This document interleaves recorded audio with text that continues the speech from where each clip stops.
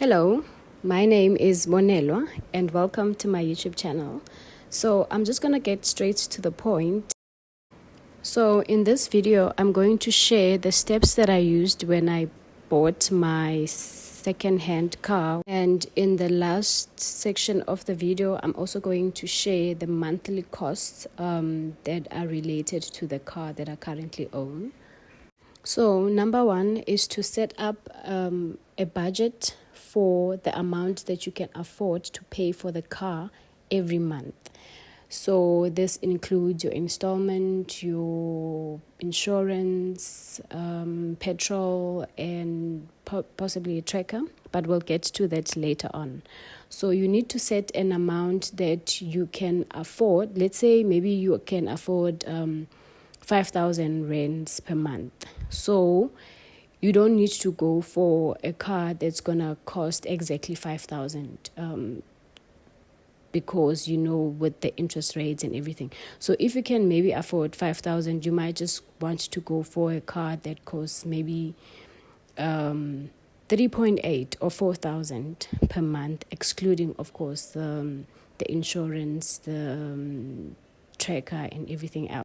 So the next thing you have to do is to make a list of at least 3 cars that you are interested in buying. For instance, for me, it was a Baleno, Suzuki Baleno. It was a Hyundai i20, and then the last option was a Mazda 2. So for the first option, which was a Suzuki Baleno, I tried to call around dealers in Johannesburg. They didn't have stock. When I was looking for a car, it was around October, and then they told me that they will only have stock the following year in January. So I ended up giving up on a Baleno. And then second was a Hyundai i20, the one that I was interested in. It got sold before I could finalize my documentation with the bank. So I let that go. The other Hyundai i20s were over my budget, and so I ended up going with my third option, which was a Mazda 2. So once you've selected the top 3 cars that you like, then you can go to, I normally use a website called Auto Trader, which I'm gonna share with you just now. So with Auto Trader, you get to search for cars that different models of cars which are sold by dealers around South Africa, and then let me just show you the video. So in this website, I'm just going through to Auto Trader website. I'm going to search for the car that I want, which is a Mazda 2. And then I filter according to the location, which is Gauteng, and I select the year of the model of the car that I want, which it was 2022, and then I select the mileage, which it has to be 20,000 or less.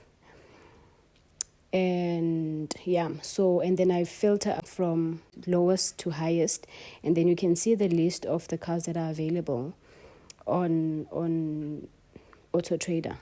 So what I normally do is that I normally look for cars that let's say if I want a Mazda, I'm going to look for a car that's being sold by Mazda. If I want a Toyota, I'm going to look for a car that's sold by Toyota and not the other way around. So if you click inside any of these cars, they also have a calculator where it can give you an idea of how much installment you can pay per month. And it's got all sorts of information with regards to the car.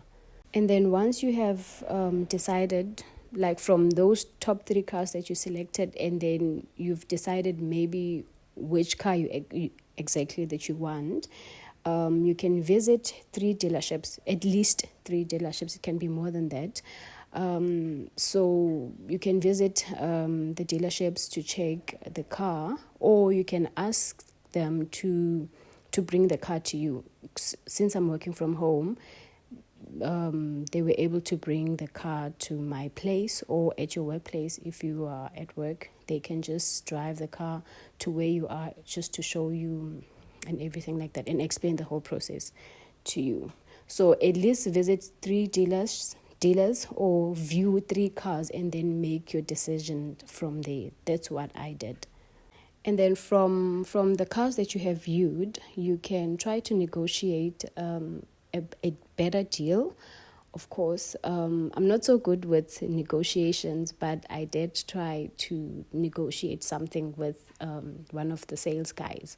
So when I saw the car that I liked, I asked the guy, the salesperson, like I was just straightforward with the guy. I just asked him, what discount would you give me on this car? And he was like, okay, I can give you the car without paying all these extra costs. So I just paid the car for exactly that amount that I saw online. So they didn't add costs like delivery, license fees or anything like that. So I think for me, as someone who was taking chances, I think it was a good deal.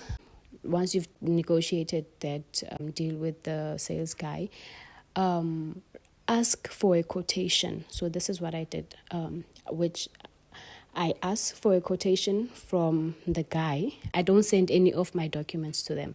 So I just request for a quotation. One, just to double check that there aren't any extra costs that are added. Or, for instance, balloon payments. I've heard stories where balloon payments were added onto their contracts and they were not aware of that.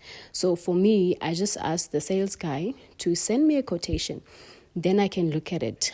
I check all the costs that are included in the quotation, and if there's an amount that I don't understand, or if there's an amount that we didn't agree on, for instance, others, maybe they add a smash and grab or whatever other cost that they add, then I can go back to the person and ask in order to understand, or ask them to remove that if we didn't agree on it.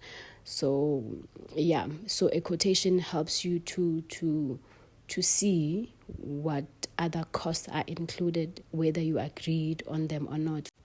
And then once I get the quotation from the salesperson, I go online and apply for finance myself, which is I normally use my my bank, the bank that I bank with. So I know some people they submit different types of applications, but I just prefer my bank because it's most likely that they will give me a better interest rate depending on my credit score, of course.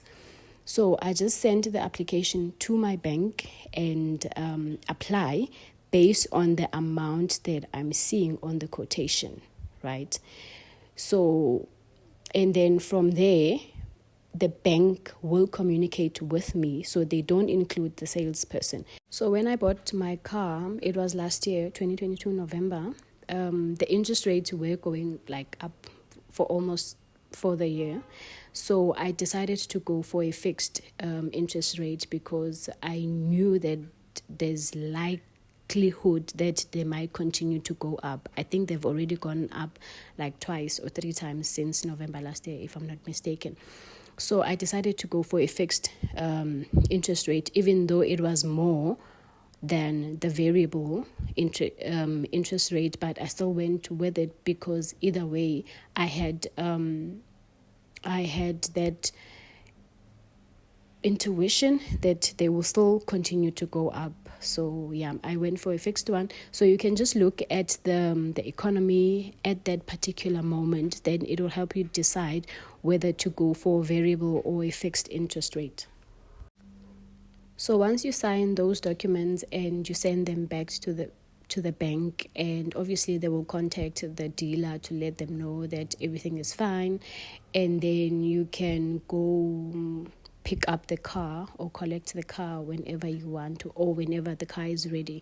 So with this process that I used, it was easy for me to avoid any surprises because I am dealing with the bank, and directly with the bank. There is no third person where maybe they could submit a wrong quotation with, not wrong, but with amounts that I'm not aware of. So when you do the quotation yourself, everything is transparent. You know what you are signing up for. There are no surprises at all.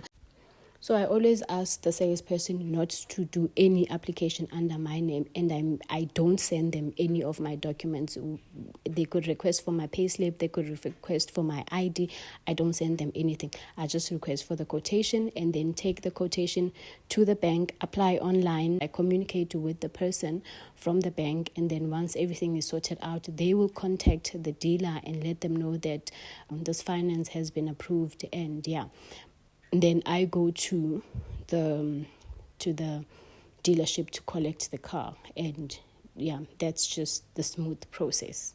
So my monthly installment is 4,800, and credit shortfall is 220 rands, and insurance is 1,900 rands.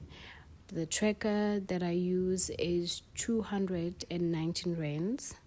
And then petrol, I normally spend 300 rands because I'm currently working from home.